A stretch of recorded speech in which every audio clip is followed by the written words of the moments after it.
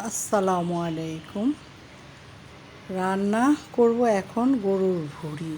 তাই ভুঁড়িগুলি, এটাকে বটও বলে ভুঁড়ি বলে, ধুয়ে পরিষ্কার করে কেটে সিদ্ধ করে নিয়েছি। এখন আবার ঠান্ডা পানিতে ধোয়া হয়েছে, কারণ এটা ভালো করে পরিষ্কার করতে হয়, না পরিষ্কার করলে এই ভুঁড়িটা খাওয়া যায় না। আবার অনেকে খায়ও না, বেশিরভাগ মানুষই খুব পছন্দ করে, কম মানুষই খায় না ভুঁড়িটা, কিন্তু আমাদের কাছে খুব ভালো লাগে ভুঁড়ি। এখানে পেঁয়াজগুলি কাইটে নিচ্ছি, এখন পেঁয়াজ দিয়ে মশলা দিয়ে ভুঁড়িটা চুলায় দিব, কারণ ভুঁড়িটা তো প্রেশার করেছি, দেখতে পাতলা দেখা গেল কিন্তু সিদ্ধ করতে অনেক টাইম লাগে।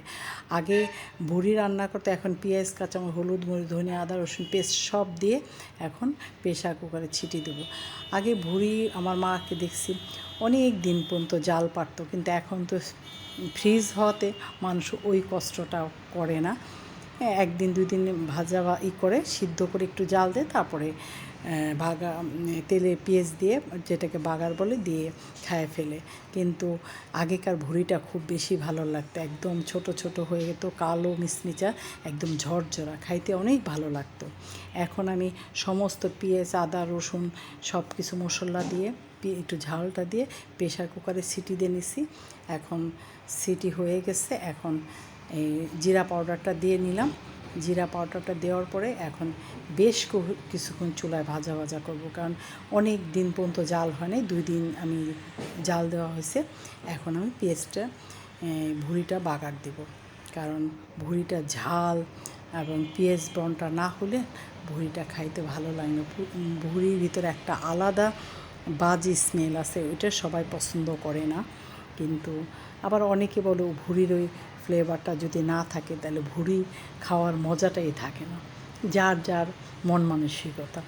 তাই এখন ভুঁড়ি রান্না হয়ে গেছে, এখন বেশ কিছুক্ষণ চুলায় রাখবো, তারপরে আমি পেঁয়াজ ব্রাউন করে এখন বাগার দিব। এই ভুঁড়ি তো অনেকেই খাইতে চায় না, কিন্তু আমাদের কাছে অনেক ভালো লাগে, খুবই পছন্দ করি। কিন্তু কিনা ভুঁড়িটা অত মজা না। এই যে কসাইদের কাছে কিনালে ভুঁড়িটা কী দিয়ে জানি পরিষ্কার করে রান্না করলে খাইতেও ভালো লাগে না, দেখতেও সুন্দর লাগে না। কিন্তু এই কুরবানিতে গরুর ভুঁড়িটা আলাদা একটা মজা, সবাই পছন্দ করে খায়, শুধু আমি বলতে কথা না, এটা অনেকেই পছন্দ করে। খুব ভালো লাগে, ঝরঝরা গরম ভাত দিয়ে দুপুরবেলা এই খাবারটা খাইলে খুব ভালো লাগে। আমরা প্রতি বছর কুরবানিতে এই ভুঁড়িটা মজা করে খাই, কিন্তু কুরবানির পরে আর কিনা দোকান থেকে খাওয়া হয় না, কেন আমাদের ওই ভুঁড়িটা ভালো লাগে।